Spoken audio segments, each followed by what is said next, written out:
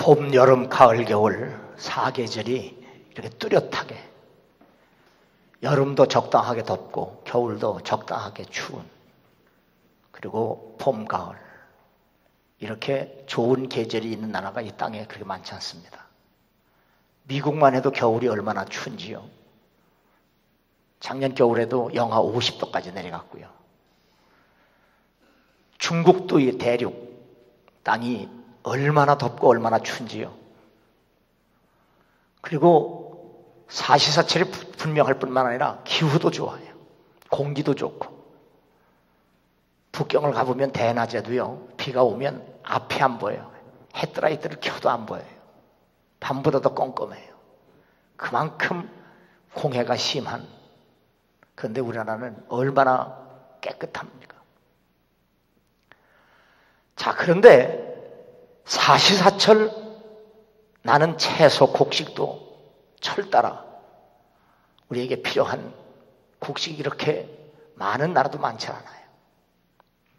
거기다가 겨울에 농사철이 아니면 전부 저장 음식이 이렇게 발달한 민족이 없습니다.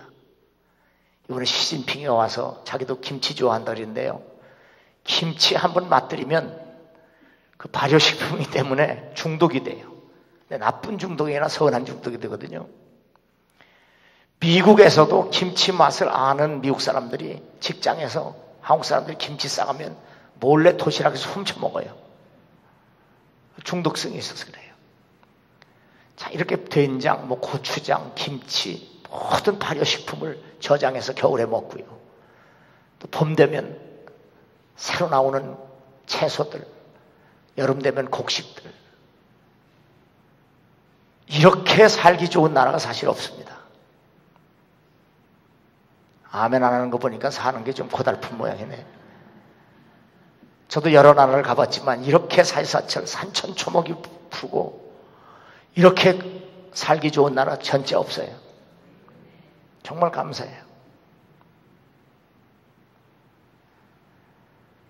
기독교 연합신문이 창간 20주년을 기념해서 세미나를 했어요. 그건 뭐냐면 2014년도 우리나라 중고등학생들을 대상으로 해서 그들이 종교의식에 대한 그런 결과를 발표하는 세미나가 있었습니다.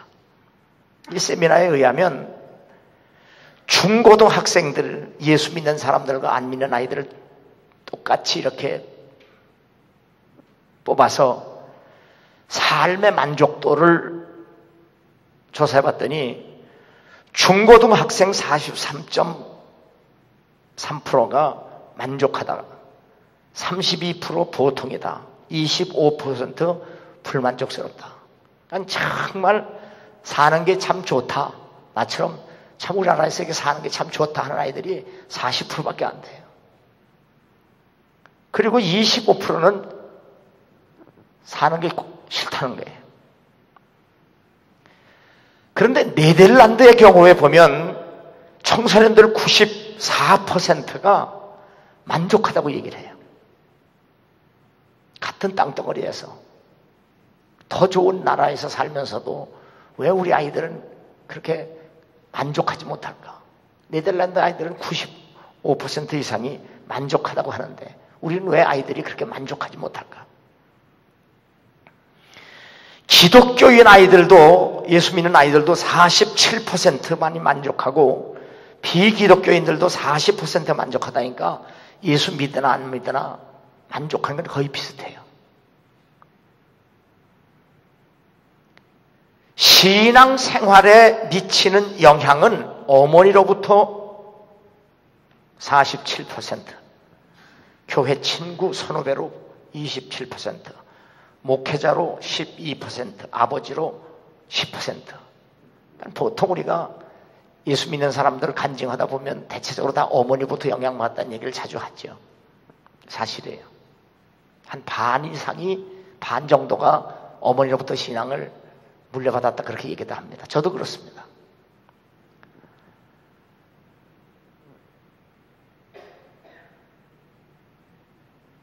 그럼 신앙생활 하게 된 동기는 뭐냐? 그랬더니 인격 형성과 가치관 때문이라고 87%, 88%, 인과관계 82%, 인생을 성공하기 위해서 73%, 좋은 학교 가기 위해서 40%, 그리고 직업을 좋게 하기 위해서 39%입니다. 어떻든 자신의 이익을 위해서 신앙생활을 한다, 그렇게 대답을 합니다. 그럼 교회에 대한 인식은 어떠냐 물어봤더니 긍정적으로 대답한 사람들이 66%, 부정적인 사람들이 34%였습니다. 아직까지는 교회에 대한 인식이 괜찮다는 의미입니다. 이 중에 예수 안 믿는 아이들이 교회에 대한 이미지는 41%가 긍정하고요, 부정이 60%. 그러니까 예수 안 믿는 아이들은 교회에 대해서 반 이상이 그렇게 좋게 보지 않습니다. 그러면 왜 교회가 그렇게 싫으냐 그랬더니 28%가 강제로 교회를 끌고 가고 예수 믿는 것을 억지로 강요하기 때문에 그게 싫다는 겁니다. 그러니까 우리가 전도할 때 좀 이렇게 예의를 갖춰서 세련되게 해야 할 이유가 있어요. 그냥 억지로 마음대로 붙들어서 그냥 예수 믿고 천당 간다고 모가지 잡아줘가지고 끌어다 놓는다고 해서 예수 믿는 거 아니거든요. 그러니까 아이들을 잘, 그러니까 중요한 것은 먼저 믿는 사람들이 행실이 중요합니다. 청소년들의 가장 큰 고민은 뭐냐 그랬더니 앞으로 어떻게 살 건가? 진로의 문제 25%, 학교 성적 23%, 외모나 키 15%, 그리고 경제적으로 어려움이 9%입니다. 성관계를 언제 하는 게 좋으냐 그랬더니 결혼 전에 절대 안 된다는 대답이 27%, 그리고 70%는 뭐 결혼 전에 아무러면 어떠냐, 그런 아이들이 지금 중고등생이 70%는 되니까 참 심각한 문제입니다. 이게 결혼 전 순결에 대해서 청소년들이 37%, 예수 믿는 아이들은 37%만이 결혼 전에 순결을 지켜야 한다고 했고 예수 안 믿는 아이들은 18%만이 결혼 전에 순결을 지켜야 된다라고 하는 아이들이 지극히 적어요. 동성애에 대해서는 어떻게 생각하냐 했더니 학생들 52%가 사랑하면 가능하다고 얘기해요. 근데 그 중에서도 여자아이들은 66%가 동성 결혼할 수 있다라고 얘기를 했어요. 그러니까 딸 가진 부모들 잘 조사해 봐야 돼요. 딸아이들은 반 이상이 동성 결혼할 수 있다고 얘기를 해요. 지금 아이들이 그런 사고를 가지고 살아요. 몰라요. 누군지 몰라요. 이게. 그냥 잘 살펴보시고 여자아이가 이렇게 씩씩하다든지 남자아이가 이렇게 배배 꼰다든지 하면 한번 일단은 한번 물어봐요. 누가 좋으냐고.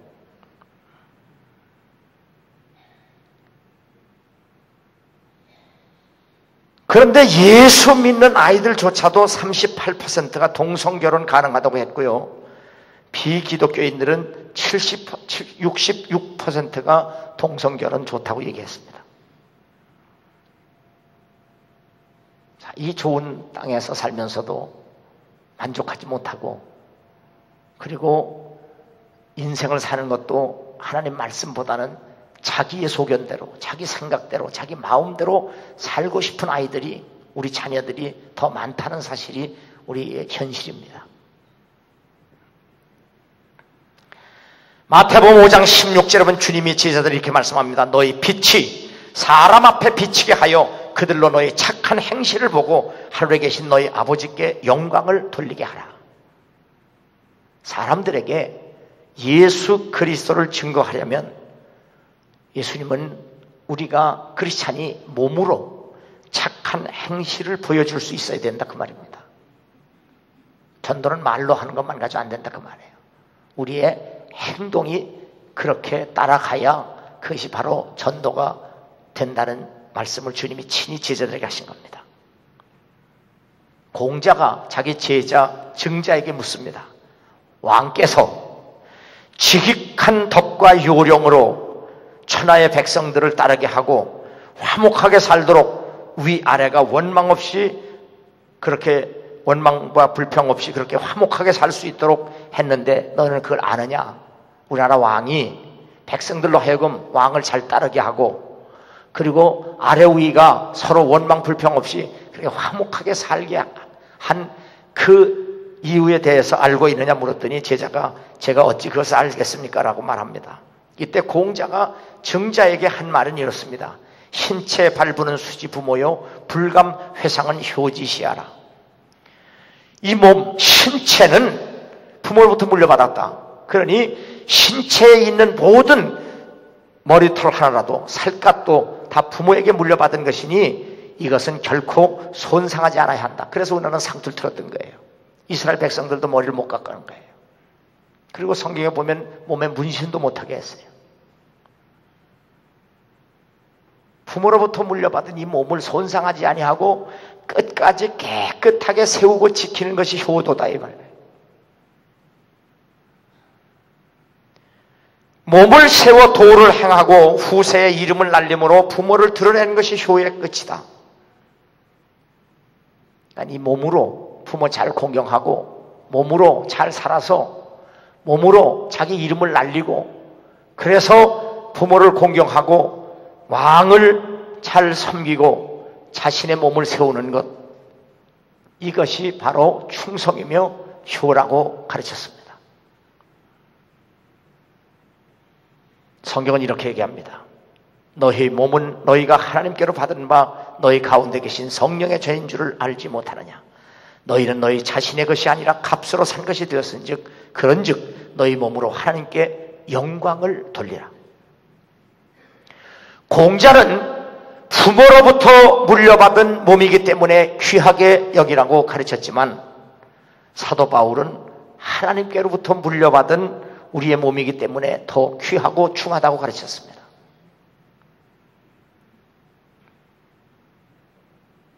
영혼 없는 몸이 죽은 것 같이 행함이 없는 믿음은 죽은 것이라. 영혼 없는 몸, 영혼 없는 몸. 성경에서 인간에게 영혼이 없다면 이는 짐승과 같다고 표현했습니다. 그리고 성경에서는 타락한 인간을 바로 개나 돼지에 비유하기도 했습니다. 여호와께서 이르시되 나의 영혼이 사람과 함께하지 아니하리니 이는 그들이 육신이 됨이니라. 짐승과 인간의 구별은 영적 존재냐 아니냐에 달려 있습니다.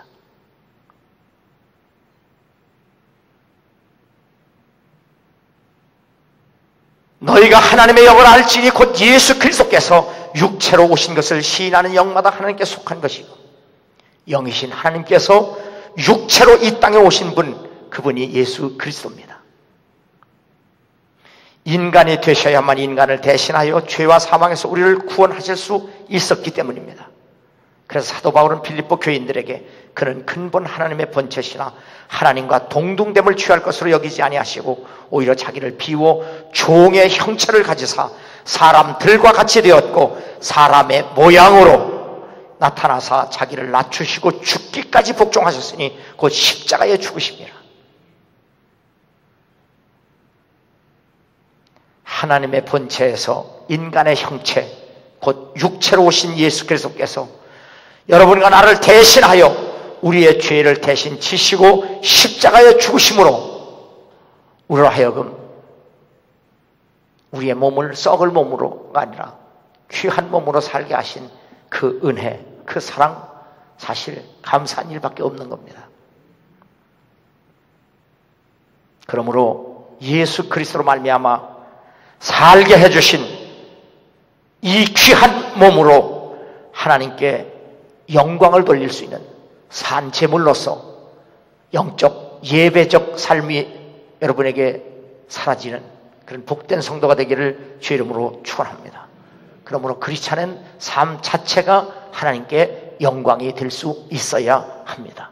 그렇다고 이 예전적 예배를 무시하는 게 아니고요. 우리는 예전적 예배에 성공해야 우리의 삶이 성공하고 삶이 성공해야 우리가 예전적 예배도 성공할 수 있습니다. 값으로 산 것이 되었은지 그런즉 너희 몸으로 하나님께 영광을 돌리라. 연예인들이 자신의 몸값을 올리려고 여러 방법을 다 씁니다. 운동선수들이 자기의 몸값을 올리려고 얼마나 많은 일들을 하는지 모릅니다. 정치인들도 자기의 몸값을 올리려고 별수단 방법을 다 씁니다. 그런데 성경은 우리의 몸값은 바로 하나님이 예수 그리스도를 통해서 사셨다고 말씀합니다. 그러므로 우리가 얼마나 귀한 존재인가를 깨닫고 몸값을 해야 빛이 납니다. 여러분의 몸으로 하나님 앞에 산 제물이 되어서 하나님께 영광을 돌릴 수 있는 여러분의 삶과 인생이 되기를 주의 이름으로 축원합니다. 먹는 것도 몸이고 마시는 것도 몸이고 입는 것도 몸입니다. 그 몸으로 하나님께 기쁨과 영광이 되도록 사는 것, 그것이 신앙 생활입니다. 하나님께 영광이 되는 삶을 살 수 있는 것은 영만이 아니라 우리의 육체까지도. 그래서 우리의 몸과 육체는 귀하고 중하다는 사실을 믿으시기 바랍니다. 그러므로 예수 그리스도 안에서 자신의 몸을 성결케 하고 그리고 끝까지 거룩하게 지키고 관리해야 될 줄로 믿습니다. 그러므로 오늘 말씀을 통해서 자신의 몸은 귀하다는 사실을 깨닫고 몸을 잘 관리하고 보존할 수 있는 여러분 되기를 주 이름으로 축원합니다. 두 번째로 10절입니다. 우리가 다 반드시 그리스도 심판대 앞에 나타나게 되어 각각 선악간에 그 몸으로 행한 것을 따라 받으려 합니다. 영으로가 아닙니다. 생각으로 아닙니다. 마음으로가 아닙니다. 몸으로 행한 것을 반드시 하나님이 갚아주시겠다는 말씀입니다. 그러므로 크리스찬의 삶은 언제 어디서 무엇을 하든 결코 헛되지 않다는 사실을 믿으시기 바랍니다. 반드시 행한 대로 보상을 하나님께로부터 받기 때문입니다. 보라, 내가 속히 오리니 내가 줄 상이 있어 각 사람에게 그가 행한 대로 갚아주리라. 행한 대로 갚아준다는 말은 일한 대로 갚아주리라. 예수님은 요한계시록 마지막 장까지 행한 대로 갚아주겠다, 일한 대로 갚아주겠다고 약속하셨습니다. 그러므로 내 사랑하는 형제들아, 견실하며 흔들리지 말고 항상 주의 일에 힘쓰는 자들이 되라. 이는 너희 수고가 주 안에서 헛되지 않은 줄 알미니라. 하나님은 심은 대로 거두게 하시고 행한 대로 받게 하시며 수고한 대로 먹게 하셨습니다. 마태복음 20장 6절에 보면 너희가 어찌하여 종일토록 놀고 여기 서 있느냐. 예수 그리스도께서 마태복음 20장 1절에서부터 16절까지 포도원 품꾼의 비유를 통해서 아무 일도 하지 아니하고 장터에 놀고 서 있는 사람들에게 책망하신 말씀입니다. 그 포도원 품꾼에서 우리가 깨달아야 할 말씀은 하나님께서는 우리가 일한 시간이 아니라 일한 결과에 따라서 보상한다는 사실이에요. 시간만 오래 보냈다고 하나님이 갚아주는 것이 아니라 바로 일한 그 실적에 의해서 하나님은 반드시 품값을 주신다는 사실을 분명하게 말씀하셨습니다. 그래서 일꾼은 부지런해야 되고 지혜로워야 합니다.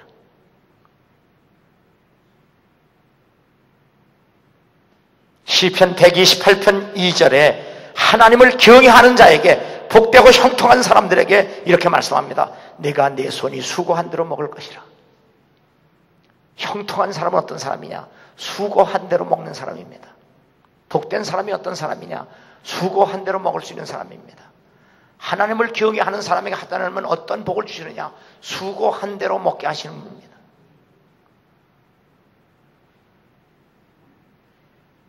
그러므로 하나님 앞에는 결코 불로소득은 없다는 사실을 명심해야 합니다. 악하고 게으른 종아, 나는 심지 않은 데서 거두고 해치지 않은 데서 모으는 줄로 내가 알았느냐. 반드시 일을 해야만 소득을 얻을 수 있다는 말씀입니다.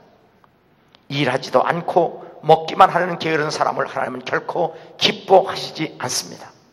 이 무익한 종을 바깥 어두운 데로 내어 쫓으라. 거기서 슬피 울며 이를 가리라.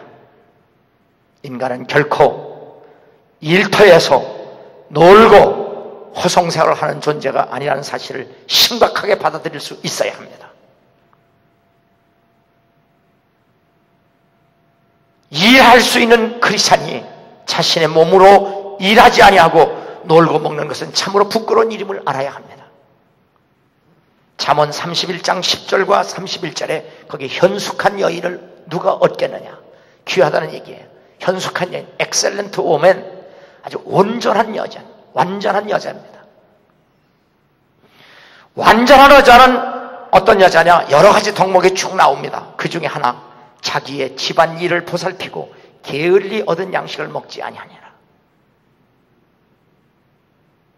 자기 집안 일을 살림을 잘하고 부지런한 여인이 엑셀런트 우먼입니다. 놀고 먹는 여자가 복 있는 사람이 아니고요, 일해서 소득으로 먹고 사는 여자가 엑셀런트 우먼이다, 그 말이에요.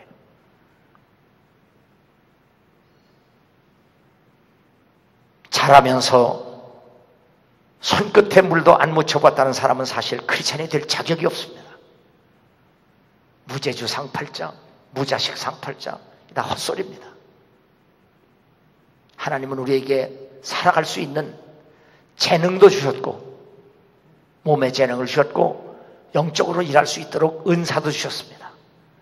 그 재능과 은사를 잘 개발해서 반드시 심은 대로 거두고, 그리고 뿌린 후에 거둘 수 있는 것이 하나님의 법칙입니다. 이 법칙을 따라 살지 않은 것이 악하고 게으른 겁니다.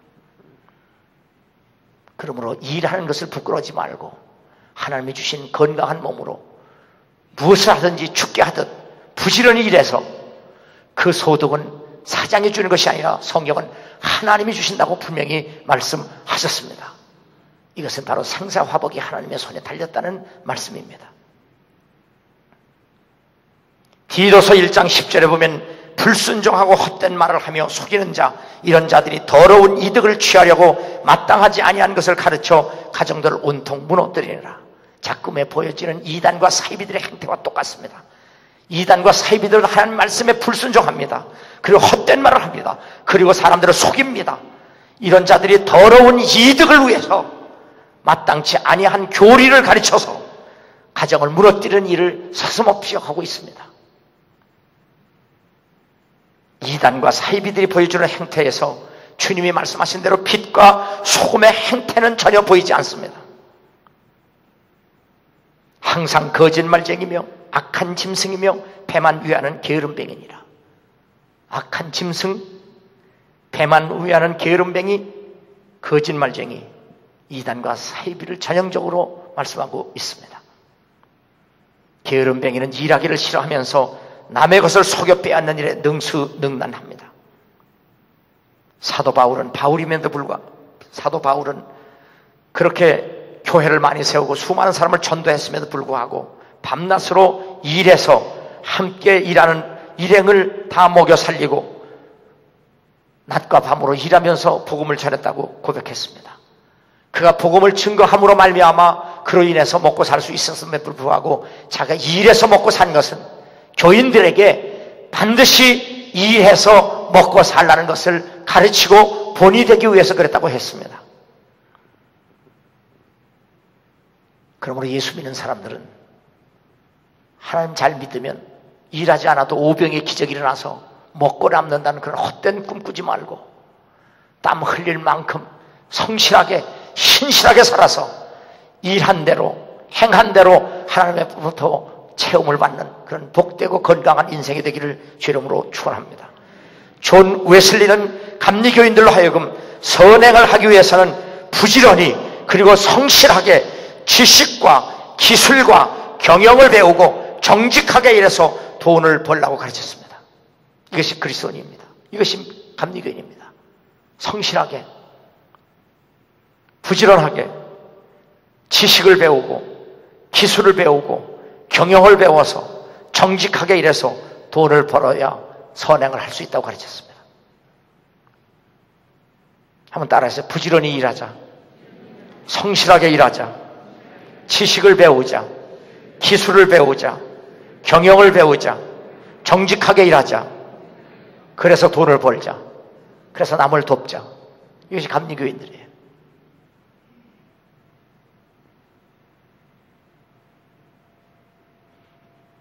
한국 교회가 교인들에게 기적이니 꿈이니 번영이니 비전이니 축복 등으로 기복신앙만을 부추겨서 졸부에 헛된 꿈을 꾸게 함으로 땀 흘려 부지런히 일하도록 가르치지 못한 측면을 부인할 길이 없습니다. 그래서 오병이의 기적도 그저 돈 몇 푼 헌금하면 하나님의 기적을 베풀어서 5,000명이라도 먹고 남는 기적은 오늘날도 일어난다 이따위로 가르쳐가지고 하나님은 그렇게 역사하시지 않습니다. 심은 대로 거두게 합니다. 땀 흘려 일한 만큼 하나님이 우리에게 소득을 주십니다. 일할 수 있는 건강을 주십니다. 일할 수 있는 기회를 주십니다. 일할 수 있는 직업을 주셨습니다. 거기서도 우리가 사람에게 하듯 하지 말고 죽게 하듯 하라. 그래야 하나님이 복을 주신다고 말씀하셨습니다. 우리를 살게 하시는 것은 회사 사장이 아니고 대통령이 아니라 바로 하나님이라는 사실을 믿으라는 얘기입니다. 하나님은 무노동 무임금의 원칙을 철저하게 지킨다는 사실을 명심하고 성경에도 보면 사도들에게 정말 노동력이 없고 살아가기 어려운 과부들, 그 과부들도 늙은 과부들에게 일할 수 없는 늙은 과부에게만 도와주지 젊은 과부는 아예 돕지도 말라고 했어요. 충분히 일할 수 있는데 왜 젊은 과부에게 돕느냐. 그래서 아주 성경에 보면 일할 수 없는 정말 어려운 사람들, 일할 수 없는 사람들을 도와야지 젊은 과부, 일할 수 있는 멀쩡한 과부는 돕지 말라고 그랬어요.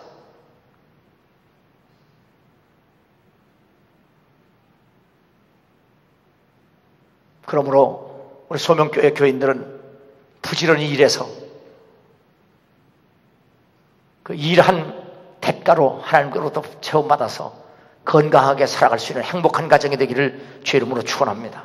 날 구원하신 주 감사, 모든 것 주심 감사, 지난 추억이 내 감사, 주 내 곁에 계시네. 향기로운 봄철의 감사, 외로운 가을 날 감사, 사라진 눈물도 감사, 나의 영혼 평안에 응답하신 기도 감사, 거절하신 것 감사, 따스한 가정 모든 것 채우시네. 아픔과 기쁨도 감사, 절망 중 위로 감사, 측량 못할 은혜 감사, 그 신사랑 감사해. 길가에 장밋꽃 감사, 장밋꽃 가시 감사, 따스한 가정 희망 주신 것 감사, 기쁨과 슬픔도 감사, 하늘 평안을 감사, 내일의 희망을 감사, 영원토록 감사해. 따라해서 누구든지 일하기 싫거든 먹지도 말게 하라. 누구든지 일하기 싫거든 먹지도 말게 하라. 주님이 너희는 왜 장터에서 놀고만 있느냐.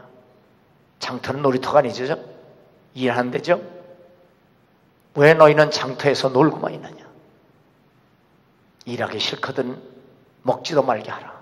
기억하시고 하나님, 내가 일할 수 있는 기회 주시고 일할 수 있는 힘 주시고 건강 주셔서 부지런히 일하며 살게 해 주옵소서. 그렇게 기도할 수 있는 여러분 되기를 주 이름으로 축원합니다. 로마서 12장 1절에 보면 너희 몸을 하나님이 기뻐하시는 거룩한 산 제물로 드리라. 이는 너희가 드릴 영적 예배니라. 우리의 삶 자체가 예배가 되어야 되고 우리의 삶 자체가 하나님 앞에 산 제물이 되어야 될 줄로 믿습니다. 그러므로 이 맥추절에 우리가 거둔 첫 곡식을 드리는 그 감사의 절기로만 끝날 것이 아니라 우리들 자신이 예수 그리스도 안에서 우리의 인생과 삶 자체가 하나님 앞에 첫 제물과 이삭이 될 수 있기를 주 이름으로 축원합니다. 우리 크리스찬의 몸이, 이 썩어질 몸이 하나님께서 기뻐하시는 일에 쓰임을 받는다는 것만큼 영광스러운 일이 없습니다. 썩어질 몸이니까 헌시삭처럼 버리고 방탕에 방임하는 것이 아니라 하나님의 거룩한 일에 쓰임을 받을 수 있다는 것, 이보다 더 복된 일이 없습니다. 오직 주를 두려워하여 성실한 마음으로 하라. 무슨 일을 하든지 마음을 다하여 주께 하듯 하고 사람에게 하듯 하지 말라. 크리스천의 삶이 하나님께 영광과 기쁨이 될 때 그것이 예배가 될 수 있기 때문입니다. 봉사와 헌신의 삶에는 하나님의 보상이 언제나 약속되어 있습니다. 이는 기업의 상을 주께 받을 줄 아나니 너희는 주 그리스도를 섬기느니라. 우리가 복받는 것은 회사 사장이 아니고 중국의 시진핑이 아니고 우리에게 복을 받고 살게 하시는 하나님이라는 사실을 성경은 분명하게 말씀합니다. 우리에게 필요한 모든 것을 공급해 주시는 분은 하나님 한 분이심을 믿고 순종하는 여러분 되기를 주 이름으로 축원합니다. 스스로 속이지 말라. 하나님은 업신여김을 받지 아니하시나니 사람이 무엇으로 심든지 그대로 거두리라. 우리가 행동한 대로 하나님이 주시다는 얘기입니다. 하나님은 속일 수 없는 분이라는 사실입니다. 씨를 심게 하시고 그 씨를 자라게 하시며 그것을 거두게 하시는 이가 하나님이십니다. 그렇게 살려면 우리가 예수 그리스도 안에서 성령으로 말미암아 변화를 받아야 합니다. 그래서 너희는 이 세대를 본받지 말고 오직 마음을 새롭게 함으로 변화를 받아 하나님의 선하시고 기뻐하시고 온전하신 뜻이 무엇인지 분별하도록 하라. 분별력은 성령의 은사로 말미암은 지혜입니다. 지혜로운 사람은 하나님의 은혜로 마음이 새롭게 된 사람입니다. 마음이 새롭게 변화를 받은 사람만이 하나님의 선하심과 기뻐하심을 따라 살 수 있습니다. 요즘 텔레비전을 보면 종편에 그렇게 산에서 사는 사람 참 많아요. 그 산에서 사는 사람 보면 두 종류예요. 한 사람들은 그 사업을 하다가 빚보증 잘못 써가지고 그 있던 재산 다 날리고 배신당하고 그 분노 때문에 자살을 하려고 하다가 자살할 용기가 있으면 이거 용기 가지고 살자. 그래서 다 부도 맞고 돈이 한 푼도 없으니까 산으로 들어가요. 산으로. 깊은 산으로 들어가서 혼자 삽니다. 그 혼자 산 세월이 10년, 20년인데 그 산 속에서 그냥 허송세월한 게 아니에요. 그 산 속에서 약초 심고 도라지 심고 인삼 심고 수만 평에다 그렇게 심어서 어떤 사람은 그렇게 심어놨더니 어떤 도둑놈들이 와서 5억 원어치를 캐갔대요. 5억 원어치를. 그런데도요, 껐도 없어요. 그래도 포기하지 않고 그 산에다가 인삼, 도라지 이런 약초 심어가지고 요즘은 1년에 1억 이상을 소득을 얻어요. 1억이 얼마인지 벌어봤어요, 알지? 1년에 1억씩 벌어요, 산에서. 또 한 종류는 남편이나 아내가 둘 중 하나 병들어서 병원에서 포기한 거예요.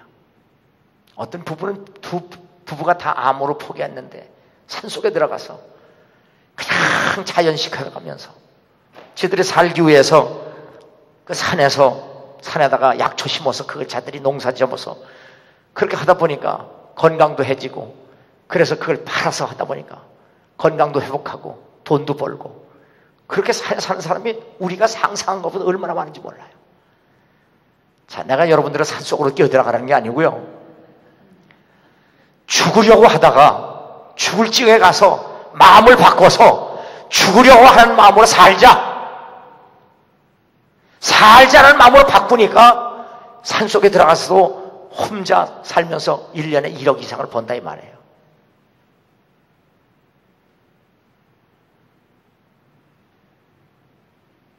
(1억만) 생각하고 산속에 뛰어들어갔다는 망합니다. 마음가짐이 바꿔야 돼요. 마음가짐이. 성경은 분명히 말합니다. 우리 마음이 새롭게 변화되어야 바로 하나님이 기뻐하시는 삶을 살 수 있다 이 말이에요.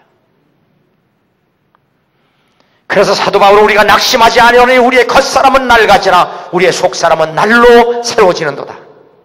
삶의 열정은 우리의 마음에서 비롯되기 때문입니다.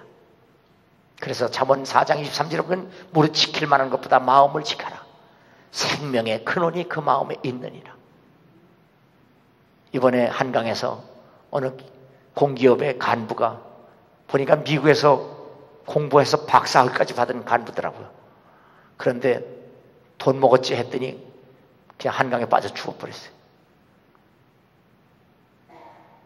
그런데 그렇게 죽으려고 하다가 마음을 바꿔서 살자. 산에 들어가서 그냥 허송세월하지 않고 그 산에서 혼자 인삼씨 뿌리고 도라지 심고 그게 10년 걸린대요. 인삼 심어서 10년만 가면 한 뿌리에 20, 30만 원. 수만 평을 심어놓은 거예요. 10년, 20년을 기다린 거예요. 마음만 바꾸면 10년도 기다려지고 20년도 기다려지는 거예요. 그러나 우리가 예수 그리스도 안에서 성령으로 말미암아 마음이 바뀌어지면 우리는 영원히 기다릴 수 있고요. 영원히 참을 수 있고요. 영원히 견딜 수 있고요. 영원히 승리할 수 있다는 사실을 믿으시기 바랍니다.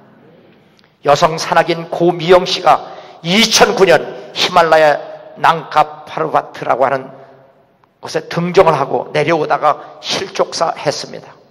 그가 죽기 전 며칠 전 베이스 캠프로 가는 길에서 지인에게 쓴 엽서의 내용입니다. 인생의 최고의 상은 가치 있는 일을 열심히 할 수 있는 기회라고 생각합니다. 주어진 기회에 감사하며 용감하게 오르고 안전하게 하산하여 출발 시점으로 다시 돌아갈 수 있도록 최선을 다하겠습니다.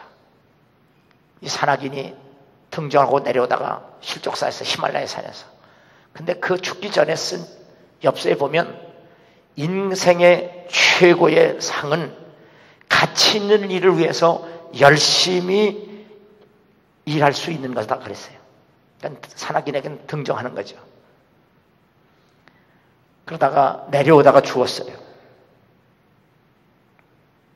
그렇다면 그렇게 목숨을 걸고 산을 오르려고 하는데 그게 가치인데 그들의 가치인데 예수 그리스도와 복음을 위한 희생만큼 가치 있는 일이 없습니다.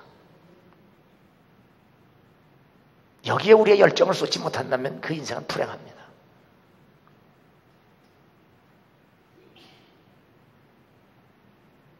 육의 몸으로 심고 신령한 몸으로 다시 살아나니 육의 몸이 있은즉 또 영의 몸이 있느니라. 인생은 결코 헛되지 않습니다. 부활과 영생이 있기 때문입니다. 썩을 것으로 심고 썩지 않을 것으로 거둘 수 있는 생명이 영생이며 부활입니다. 그러므로 내 사랑하는 형제들아, 견실하며 흔들리지 말며 항상 주의 일에 더욱 힘쓰는 자들이 되라. 너희 수고가 주 안에서 헛되지 않은 줄 알미니라. 우리의 귀한 몸으로 정욕만을 위해서 사는 삶이 아니라 성령 안에서 성령을 위해서 사는 삶이 되기를 주 이름으로 축원합니다. 등산의 도를 가르치는 올해 77세의 코롱 등산학교 이영대 교장입니다. 올해 70살인데요. 아직도 등산을 하면서 학교에서 학생들을 가르칩니다. 그가 이렇게 고백합니다. 친동생 2명이 산에서 추락사하고 아끼던 제자 고미영도 잃었지만 어느 순간 내가 다시 배낭을 꾸리고 있었다. 왜냐고? 그곳에 산이 있기 때문이다. 등산의 백미는 정상 정복이지만 등산의 완성은 살아 돌아오는 것이다. 이분은 지금 등산학교를 만들어서 사람들의 등산을 가르치는데도 자기 2 동생이 등산하다가 둘이 다 죽었어요, 산에서. 그리고 아까 얘기한 고미영 씨도 제자인데 죽었어요. 다시는 산을 안 타겠다고 하는 각오를 했는데도 여전히 등산백을 꾸리고 있었는데 왜 그런가 생각해봤더니 바로 산에 오르는 것이 자기 인생의 가치와 삶이기 때문이라는 거예요. 등산의 백미는 정복하는 거지만 그러나 등산의 완성은 다시 살아오는 것이라는 고백을 합니다. 인생은 세상을 정복하고 성공하는 것이 아니라 하나님 나라에서 영생이어야 합니다. 우리가 세상을 정복하고 다스리고 세상에 성공했다고 할지라도 온천을 얻고도 내 목숨을 잃으면 무슨 유익하겠느냐. 그러므로 우리가 이 세상에서 비록 실패하고 낙오되고 연약하고 부족하다고 할지라도 바로 부자의 상에서 떨어지는 부스러기를 먹고 사는 나사로와 같은 신세라고 할지라도 우리가 예수 그리스도 안에서 성령으로 말미암아 우리의 썩어져가는 몸뚱이로 그분이 기뻐하시는 삶을 산다면 우리는 반드시 주 앞에서 살아서 영원히 주와 함께 거하게 될 줄로 믿습니다. 교회 장로이며 세계적으로 존경을 받고 있는 기업인 윌리엄 폴라드와 폴 J 마이어는 내가 하는 일과 말을 통해 하나님께 영광을 돌리고 누군가가 내 말과 하는 일 때문에 예수를 믿게 되어서 구원을 받게 하는 것이 내 인생관이요 그리고 사업관이다, 그렇게 기업관이다 말씀했습니다. 고백했습니다. 그들의 신앙 고백이 참으로 훌륭하고 그들의 삶이 참으로 아름답고 귀하지 않을 수 없습니다. 내게 능력 주시는 자 안에서 내가 모든 것을 할 수 있느니라. 우리가 하는 일이 지극히 작다고 할지라도 우리도 윌리엄 폴라드처럼 폴 J 마이어처럼 내가 하는 일과 말을 통해서 책 한 항시를 통해서 누군가가 예수 그리스도를 믿고 구원받게 하는 것, 그것이 바로 그리스도인의 사명이며 특별히 감리교인들의 사명입니다.